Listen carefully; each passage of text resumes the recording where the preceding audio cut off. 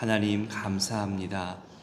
매일매일 주님 앞에서 자라나게 하시고 여전히 새로운 은혜와 깨달음을 주시며 우리로 주님 닮아가게 하시는 성령의 인도하심에 감사드립니다.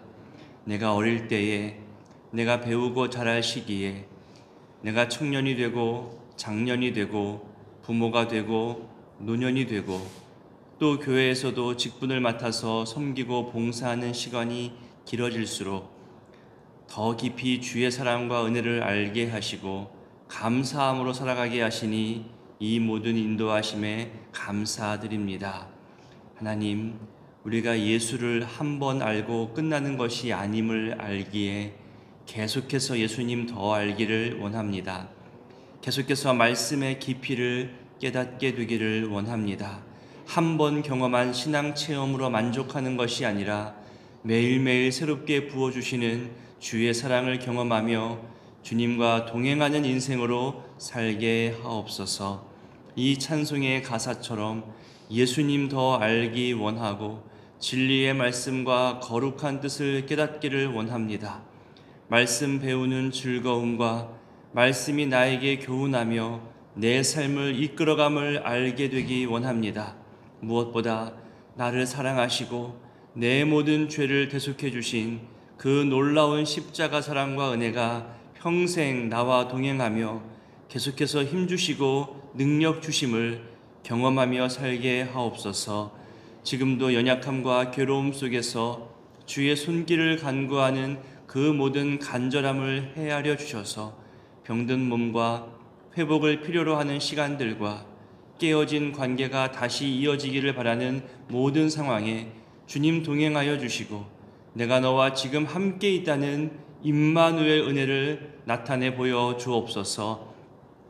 어떤 사건 사고를 생겨서야 사건 사고를 경험해서야 주님께 매달리는 것이 아니라 내 일상의 모든 시간과 계획 속에서 주님을 찾고 동행하고자 하는 거룩한 갈망이 우리의 일상 습관이 되게 하옵소서. 그래서 착하고 충성된 종이라 칭찬받으며 주님 주신 소명과 사명 감당하는 우리 모두들 되게 하옵소서. 하나님, 이 나라와 이 민족의 하루속히 평안과 안정이 회복되기를 원합니다.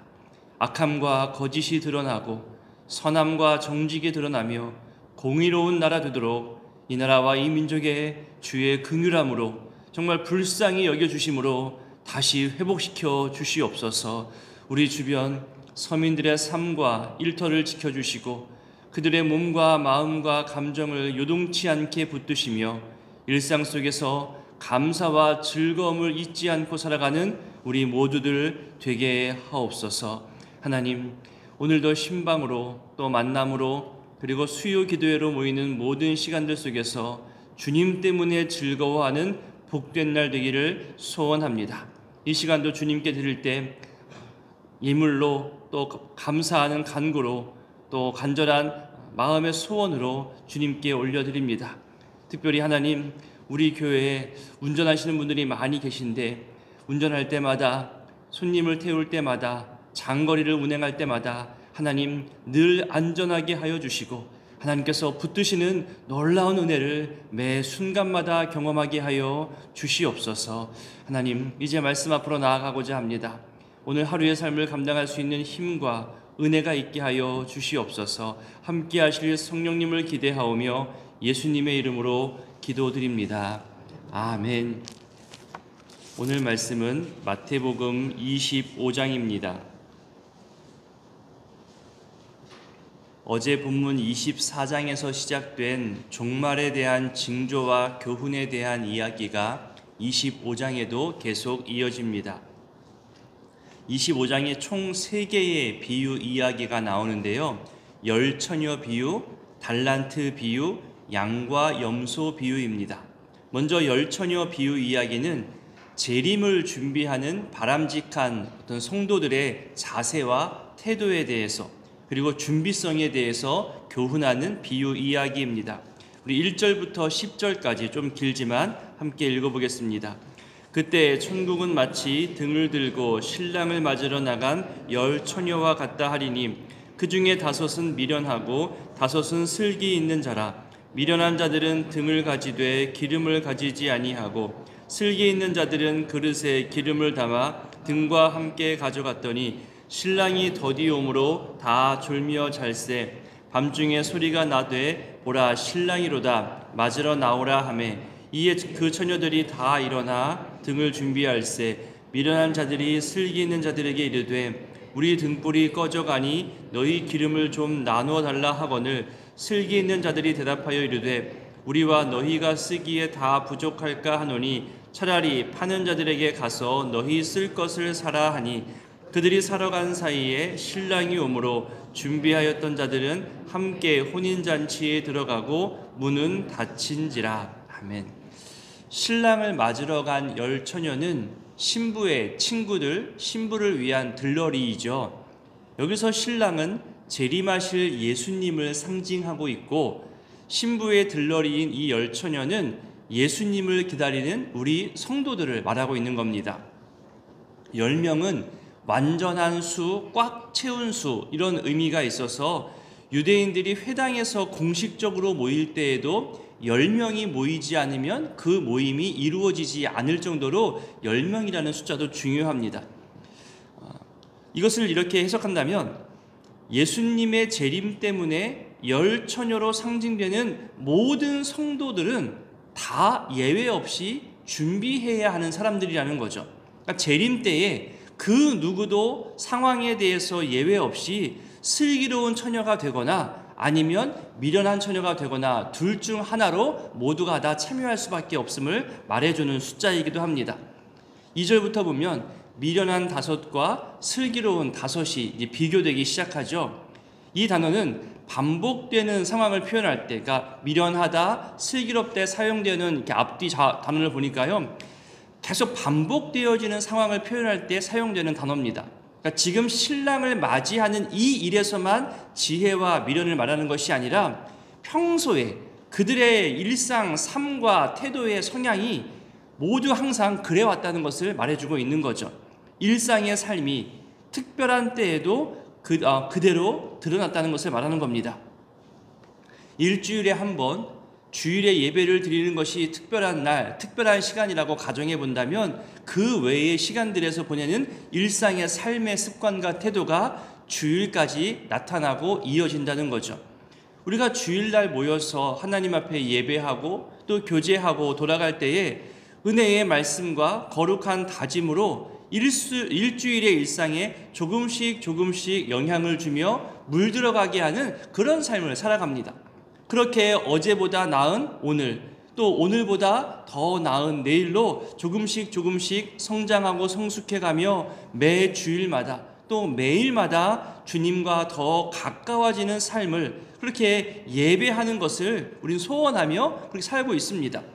그래서 바라기는 주일의 모습도 참 귀해야 되지만 일상의 모습도 귀하게 여김받아야 된다는 거죠. 주일에만 칭찬받고 일상은 칭찬받지 못하면 안 된다는 말입니다. 겉과 속이 다른 것처럼 주일날의 교회 모습과 평일 가정과 일터에서의 모습이 다르지 않게 되기를 바랍니다. 그 차이를 좁혀가면서 믿음으로 살아가고 그 믿음의 삶으로 예배하는 그러니까 삶과 시간 전체가 하나님 앞에서 살아가는 코람데오의 인생이 되기를 저도 또 여러분도 모두 소원할 수 있으면 좋겠습니다. 3절과 4절에서 말하는 이 등과 기름에 대해서는 기본적으로는 평소의 성실성, 준비성을 말하는 겁니다. 하지만 여기에 한 가지 재미있는 해석을 더 추가할 수 있습니다. 갈망이라는 주제로 풀어볼 수 있는 건데요. 하나님의 은혜와 사랑, 성령의 역사를 끊임없이 갈망하며 또 찾으며 그것을 받아들이는 것이 슬기로운 처녀들이 준비하는 기름이라는 해석입니다. 미련한 처녀들은 예전에 한 번 받은 은혜, 한 번 체험한 성령의 역사, 한 번 준비한 어떤 그런 좋은 것, 한 번 경험한 것을 가지고 그것만 고집하고 만족해하며 새로운 은혜로 발전시켜가지 못하고 갈망하지 못하고 주저앉아 버린 모습을 미련하다고 이야기하는 거죠. 평생 읽어도 다 알 수 없고 읽을 때마다 새로운 깨달음과 은혜를 주는 것이 성경입니다. 귀찮다고 나 한 번 읽었어 일독했다고 더 이상 안 볼 것이 아니라 최소한 1년에 일독은 해야지, 하나님 말씀을 그렇게 가까이 해야지, 그런 다짐으로 꾸준히 읽어가며 새롭게 부어주실 은혜를 찾고 갈망하는 삶을 우리에게 요구하고 있다는 겁니다. 오늘 우리가 이렇게 매일매일 새벽에 나오는 것도, 새벽에 참여하는 것도 그날 부어주실 또 다른 새로운 은혜를 갈망하고 있는 겁니다. 5절에 보니까 신랑이 예상 시간보다 늦게 옵니다. 다 졸며 잔다고 말하고 있죠. 학교 다닐 때 이런 경험 해보신 적 있으신가요? 밤새며 같이 공부한 친구들이 있습니다. 평소 열심히 하던 친구들은 그간의 배움들을 정리하고 예상 문제를 준비하며 다른 친구들에게까지 알려주고 평안하게 마지막 잠을 잡니다.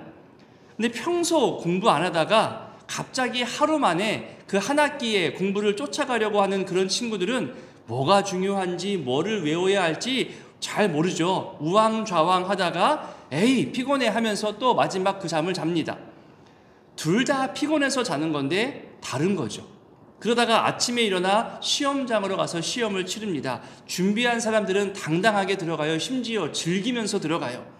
그러나 준비하지 못한 친구들은 도망가고 싶지요. 끌려가는 마음으로 억지로 시험장에 들어갑니다. 결과도 다를 수밖에 없지요.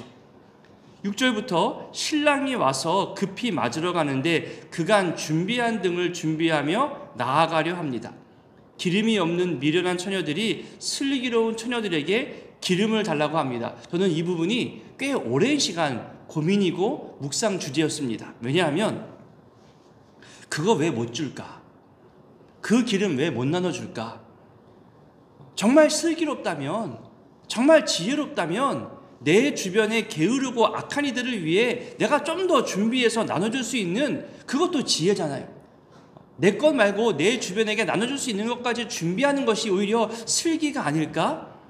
그런 생각으로 많이 고민했고 제가 그런 삶을 한번 살아보겠다 도전도 했습니다.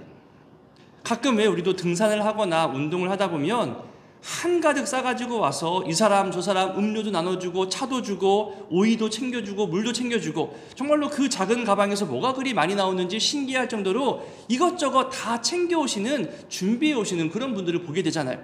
정말 귀합니다. 내 거 챙기기도 바쁠 텐데 다른 이들을 위해서 챙겨오는 그 마음들, 준비하지 못하는 사람들이 있겠지 하면서 넉넉히 준비하는 그 모습이 참 지혜롭고 슬기로워 보이거든요. 저도 이 다섯 처녀가 나머지 다섯에게 그거 못 나눠줄까? 그거 왜 못 줄까? 늘 고민했었어요. 해석하고 또 삶을 또 살아가다 보니까 이렇게 또 정리할 수 있겠더라고요. 여기서 달라고 하는 기름은 대신할 수 없거나 나누어 줄 수 없는 그런 것으로 보면 이해하기 쉽습니다. 예를 들면 건전지 하나가 있어요. 건전지 하나로 수많은 시간을 또 보낼 수 있겠죠. 새로운 건전지를 교체해야 하는데 슬기로운 사람은 여분의 것을 하나 더 준비한 것이고, 미련한 사람은 이거 하나면 충분해 하면서 평소의 생활 습관과 준비성대로 나온 거죠. 그러다가 둘 다 건전지가 없는 상황에 처했습니다. 네 거 나 줘 해도 내가 가진 것이 이거 하나인데, 물론 시간으로 보면 나눠 쓸 수 있어요. 하나의 건전지를 가지고 서로 나눠 쓸 수 있겠지만 정말로 사용할 수 있는 것은 딱 하나밖에 없는 이 하나의 건전지라는 거죠. 내 것을 줄 수가 없는 겁니다. 특히 이것을 구원의 문제로 해석하면 훨씬 더 쉽게 이해할 수 있습니다. 구원의 문제는 개인의 문제입니다. 내가 가진 준비한 것으로, 내가 가진 신앙으로 다른 사람을 구원할 수 있는 게 아니라는 겁니다. 너 평생 동안 신앙생활했지, 너 모태신앙이잖아, 그 신앙 나한테 나눠줘, 나도 좀 구원받게, 그럴 수 없다는 거죠. 그렇게 이해하면 이것을 줄 수 없는 거예요. 가끔 우리는 십자가 한 편의 강도처럼 죽기 직전에 예수를 주로 고백하고 영접해서 천국 가면 되지, 평소에는 그냥 내 마음대로 살면 돼, 그렇게 생각할 때 있습니다. 여러분, 과연 내 마지막에 그런 예수님을 올바르게 믿고 영접하고 고백할 기회가 올까요? 내가 언제 어떻게 죽을지 몰라요. 죽을 때 내 주변에 믿는 사람이 아무도 없을 수 있어요. 심지어 내 가족들도 믿음에서 떠나 있을 수 있어요. 그럼 실제 믿음 없이 살아간 마지막은 믿음 없는 모습으로 마무리할 때가 많습니다. 예수님 찾지 않습니다. 믿음을 지킨 사람, 천국을 소망하며 평생을 살아가는 그 사람도 마지막 죽음 앞에서 약해지고 흔들리고 죽음 앞에 두려워합니다. 그리고 꼭 죽음의 때에만 구원 문제를 확인해야 될까요? 우리는 영생을 살아가는 존재이기 때문에 지금 미리 주님 영접하며 구원의 확신으로 살아가야지 나중으로 미루고 미루다가 그것이 쌓이고 쌓여서 여기 미련한 처녀들처럼 된다는 거죠. 10절을 보세요. 준비하였던 자들은 신랑과 함께 혼인잔치에 지금 들어갑니다. 그 후로는 문이 닫혀 더 이상 들어갈 수가 없게 되죠. 주의 재림이 사람의 생각보다 더디 오지만 더딘 이후를 성경은 곳곳에서 말합니다. 주님께서 더디 오는 것은 모두가 구원에 이르도록 주님이 지금 참고 기다리고 있다고 성경은 말하고 있습니다. 하나님께서 주시는 사랑의 기회, 구원의 기회입니다. 노아의 방주는 안 그랬던가요?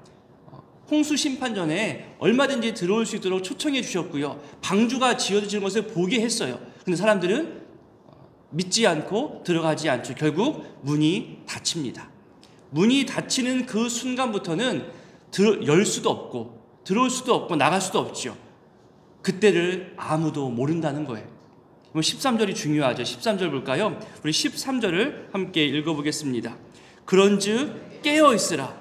너희는 그날과 그때를 알지 못하느니라. 깨어있으라. 왜냐하면 그날, 그때, 문이 닫히는 그때를 우리는 알지 못한다는 거예요. 여기서 깨어있으라는 말이 뭐냐 하면 잠들지 말고 눈 뜨고 있어라 이 말이 아니에요.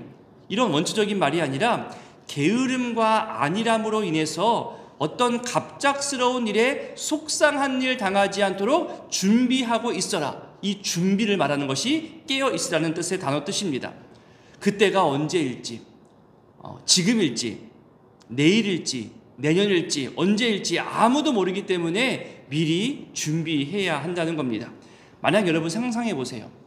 주님이 재림할 때를, 하나님의 심판 때를, 노아의 방주가 문 닫힐 때를, 그 때와 시기를, 방법을 하나님이 알려주시면 사람들이 어떻게 할까요? 그 전까지 자기 마음대로 살다가 그때가 되어서야 찾아옵니다. 평소의 습관, 평소의 준비를 주님이 지금 교훈하고 있는 거죠. 다음으로 달란트 비유 이야기가 나옵니다. 우리 워낙 잘 알고 있는 말씀이지요. 앞에 열처녀 비유가 재림을 준비하는 성도들의 자세와 태도에 대해서 교훈했다면 여기 달란트 비유에서는 소명과 사명을 얼마만큼 감당하며 살아가야 하는가에 대해서 교훈하고 있습니다. 둘 다 주인이 언제 올지 모른다는 그런 공통점을 갖고 있는 거죠. 먼저 첫 부분 우리 14절과 15절을 읽어봅니다. 또 어떤 사람이 타국에 갈 때 그 종들을 불러 자기 소유를 맡김과 같으니 각각 그 재능대로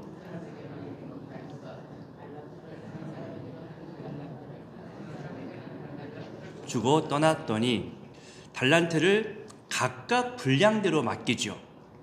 16절부터는 이 사람들이 달란트를 어떻게 관리했는지를 보여줍니다. 16절 5달란트를 더 남겼죠.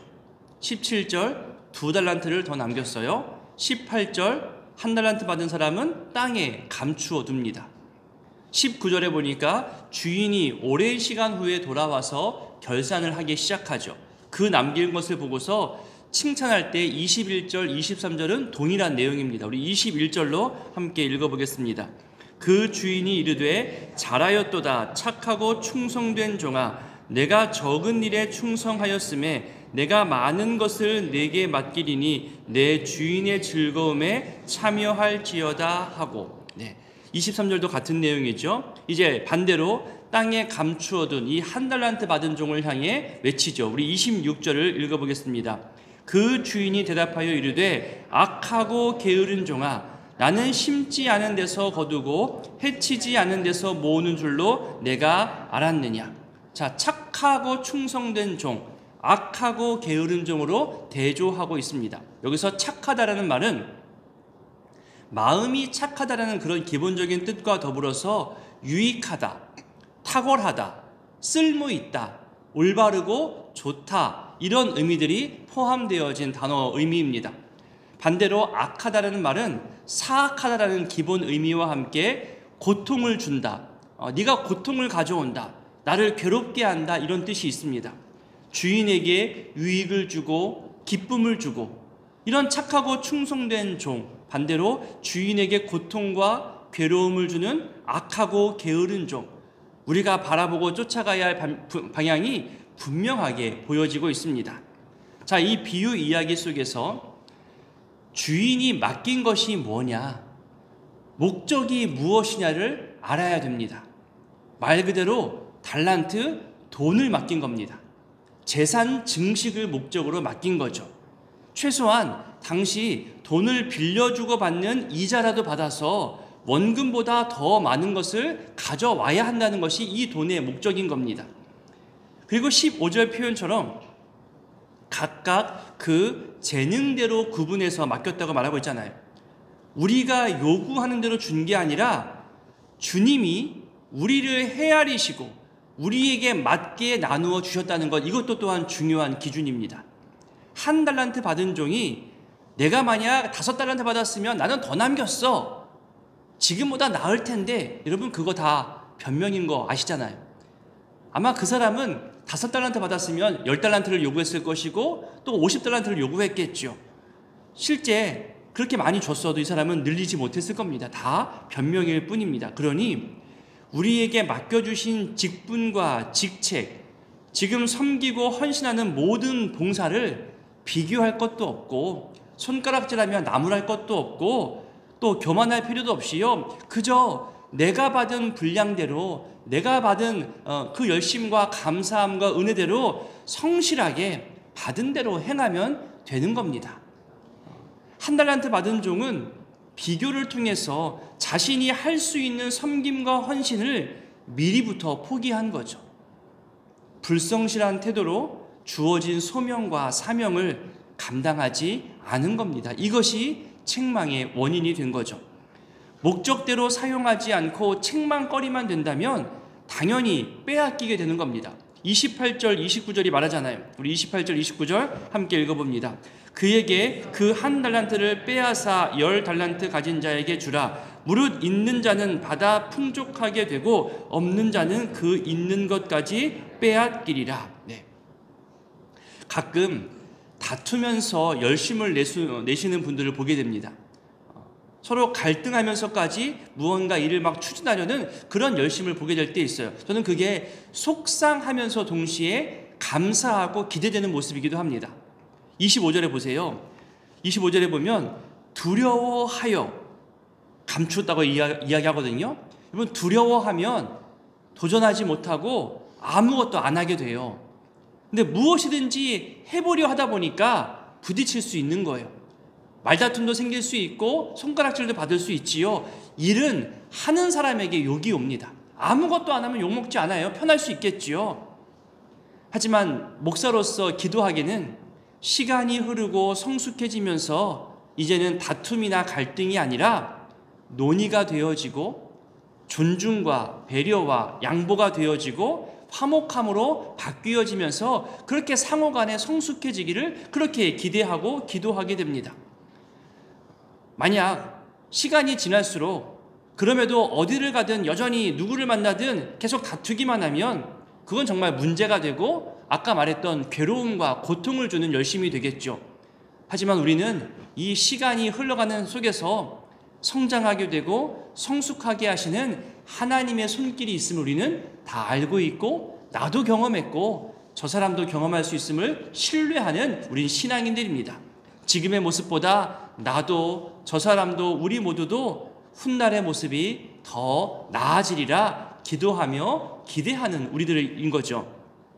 이제 다음으로 사랑의 실천을 교훈하는 양과 염소 비유 이야기가 나옵니다. 31절부터 34절까지를 읽어봅니다. 인자가 자기 영광으로 모든 천사와 함께 올 때에 자기 영광의 보좌에 앉으리니 모든 민족을 그 앞에 모으고 각각 구분하기를 목자가 양과 염소를 구분하는 것 같이 하여 양은 그때의 임금이 그 오른편에 있는 자들에게 이르시되 너희를 위하여 예비된 나라를 상속받으라. 아멘. 축복의 내용과 축복의 이유를 이후로 계속 설명합니다. 하지만 동시에 완전히 반대되는 이야기로 대조하고 있습니다. 한 구절만 읽어봐도 알 수 있는데요. 우리 40절을 읽어보도록 하겠습니다. 임금이 대답하여 이르시되 내가 진실로 너희에게 이르노니 너희가 여기 내 형제 중에 지극히 작은 자 하나에게 한 것이 곧 내게 한 것이라 하시고, 연이어서 반대되는 구절 45절을 읽어보겠습니다. 이에 임금이 대답하여 이르시되 내가 진실로 너희에게 이르노니 이 지극히 작은 자 하나에게 하지 아니한 것이 곧 내게 하지 아니한 것이니라 하시리니. 이렇게 사랑의 실천을 교훈하는 비유 이야기입니다. 오늘의 이 세 가지 비유 이야기를 기억하며 기도하실 때에 평소의 신앙 습관과 태도가 얼마나 중요한지를 알고 매일매일 말씀 읽는 것과 매일의 새벽을 지키는 이 거룩한 습관과 태도가 변치 않게 되기를 우리 기도했으면 좋겠습니다.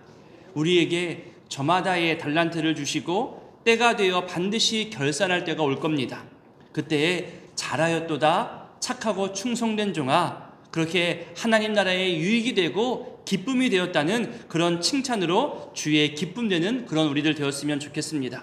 지극히 작은 자 하나에게 한 것이 주님께 한 것임을 알고 우리 가족과 이웃과 또 공동체에서 연약한 자들을 헤아려 보시고 그들에게 오늘 하루 도움과 사랑의 손길과 사랑의 언어로 격려하는 그런 오늘 하루가 되기를 소원합니다. 함께 주기도문으로 기도하겠습니다.